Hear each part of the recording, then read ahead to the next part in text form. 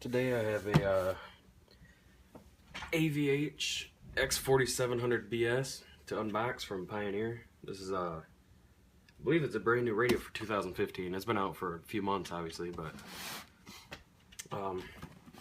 nothing really fancy about the look. I mean, I love the way it looks, but you know, standard Pioneer. You got your buttons at the bottom. This is the motorized faceplate. A lot of the new Pioneers, though, it seems like they're doing the buttons on the side. I like them at the bottom. I just, you know, it feels better in my car at least. This one comes with a remote, Pandora. This Pandora, yeah, Pandora for the 5th time. This one is cool too. This radio can actually function with your car's, like your stock input. Like if you have a newer car that has like a USB port or you know, auxiliary input and, you know, steering wheel controls. You can buy this wire harness. I'm a cheap ass. I didn't do it, but I would have loved to. I didn't realize this till after I bought it, so I might have actually looked into it, but there's always the future.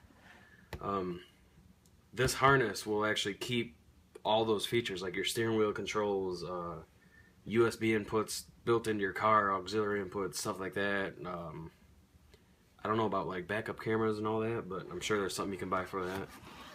But of course it does Bluetooth.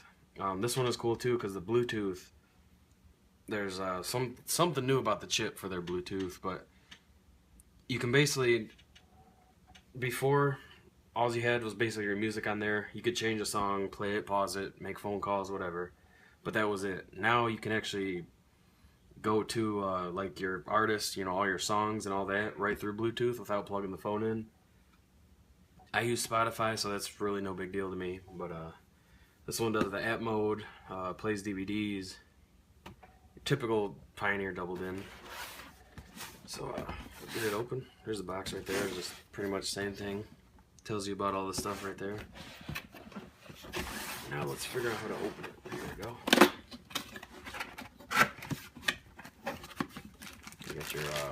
You got a USB extension cable. I think it's 3 feet. This the USB port on this is right in the back. There's no cord that comes out, so this will allow you to bring your cord like to your glove box or up your center console, you know, whatever you want. Your Bluetooth mic, your standard Pioneer wire harness. This one's cool too. It has a remote. I don't know if I mentioned that. You don't really see remotes too often anymore. And since I'm not keeping my steering wheel controls, that'll come in handy. Got your screws to mount it in the dash kit. Jesus, you got a ginormous book here.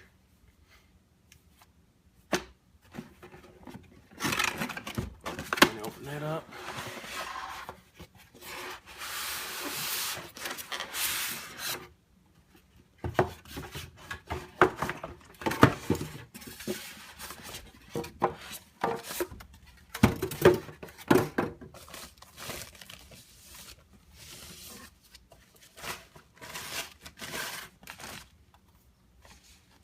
And there she is. This is a good looking radio.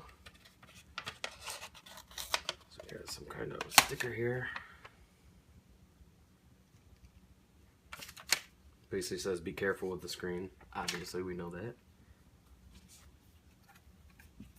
Very clean looking screen. It's there's no like individual buttons besides this. Their click buttons are not like touch sensitive, but it's like one piece. And another cool thing about this radio versus like the older models, they grouped everything together. Like the older ones, if you look at them side by side, there's some videos that show that too if you want to check it out. Like the previous version of this one, I think it was the X4600BT. It's pretty much the same thing, but this one's got a little bit, you know, more features, and it's like the 2015 model. All this stuff was mixed. Like you had some RCAs over here. Some of these were down here, this was over here, you know, your USB was right here. And this part, as you can see, this is sunk in pretty deep versus this. All these connections are real thin. You know, should be nothing longer than what's already in your car. Your RCAs, you know, those are typically a good like 2 inches. And for a lot of cars, I know I've experienced it in the past, like my Crown Vic for instance, there's not a lot of room behind the radio, so your RCAs, you're pushing that radio in, you're like forcing it back. You got those RCAs bent, so that should clear everything. That's real nice. Though your RCAs should stick out no more than like the harness and all that. Anyways, though, back here you got, this is for the like the navigation and all that stuff. But you can use app mode on your phone and put the map on your phone, so there's literally no point. Excuse me, I got the hiccups here. Your camera, your USB input. You've got one of these is a video input and one of these is an output, like if you have, you know, headrest monitors, so that's pretty cool. I haven't seen one of those in a while. I've been using the app radio too. There's none of that on there, but there's an HDMI port. That's pretty cool. You got your fronts, rears, and your sub out. I believe they're 4 volts, so that's real good too. Obviously your wire harness, standard auxiliary input. I like that it's on the back. I hate them on the front. It's a pet peeve. I don't use them too often, so you know, I just plug in something like that and throw it to my glove box so I don't have a cable hanging out the front. I just do not like that. I'm real anal about my wires. This, I believe, is for the Sirius receiver antenna, obviously. And then, let's see, the Bluetooth mic right there, the little one, and then the standard one is your remote control input, which if you buy like a universal steering wheel adapter, it'll plug into that with a little headphone jack looking thing, and then it splices into your stock wiring. Other than that, that's about all I can think to say. Like I said, it is a power flip, so it press the button, it opens up. There's a disc drive back there, and it also tilts to adjust. Unfortunately, in my car, it's like this. So I wish it could tilt down, but it won't. But that's pretty empty in there. That's all empty space right there. You got the CD drive, and then you got the board down there. Probably can't see in there, but that's pretty cool. Anyways, this is one video here. I'm doing this in a Ford Edge 2009, so it's a pretty stock install. I don't have subs or anything yet, so feel free to watch that video too.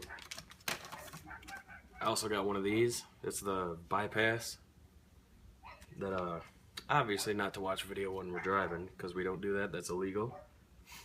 But this basically mimics what most people do with a switch. You're supposed to do it to your parking brake, you know, turn it on, off, and then back on. I don't know anybody that's actually hooked it up like that. Everyone uses a switch, so you turn the switch on, off, and back on. And you just do the switch from this green wire to the ground, and it just grounds it out basically. But it's got to have that sequence. And some of the radios are different, so don't quote me on that. But this little thing right here, it was like 10 bucks. This does that for you. So as soon as I turn my car on, the radio's already going.